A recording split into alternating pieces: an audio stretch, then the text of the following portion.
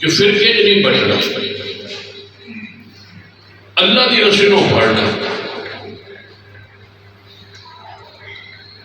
تیسری چیز اس آیت کو جڑی ثابت ہوتی ہے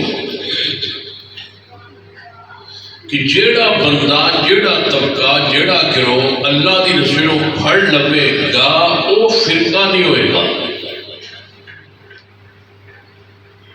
ذرا غور کرو قرآن کی آیت، اللہ دی رسی نو سارے مل کے مضبوطی نال پڑھو، فرقوں میں نہ بٹو۔ جیڑا اللہ دی رسی نو پڑھ لے گا پھر او فرقہ، پھر مہربانی کرے گا فرقہ تے نہ کہو،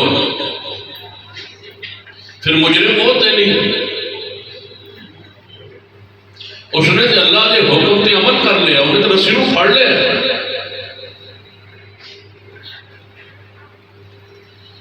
فرقہ وہ ہے جیڑا رسی نو پھڑے نہ، یا رسی نال کوئی نواں دھاگا بنے، یا اس نال کوئی نواں دھاگا بن لے، نواں کوئی نال ایک سوتر نال جوڑ لے، یا پھر اس رسی نو پھڑے وہ فرقہ ہے۔ کیوں؟ جس دن یہ آیت مبارکہ نازل ہوئی سی، یہ تو جانتے ہو نا کہنا نازل ہوئی سی؟ توجہ ہے تو بڑی توجہ نال ایویں دو چار گلاں سمجھا کے اجازت چاہ اس چیز کی ذرا غور کرو۔ جدو یہ آیت مبارکہ نازل ہوئی، ذرا مل کے تسی میں دسو کہ آیت کنہاں تے نازل ہوئی؟ محمد مصطفیٰ صلی اللہ علیہ وسلم۔ تیوار تسمون تو مراد کون سن کہ اللہ دی رسی نو پڑھو؟ بولو سامنے کون سن؟ صحابہ کرام، وہ پہلے مخاطب سن۔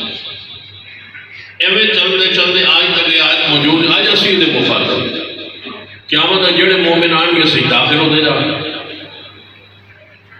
سارے نو حکم ہے کہ اللہ دی رسی نو پڑھو۔ صحابہ کرام نو یہ پہلا حکم ہے۔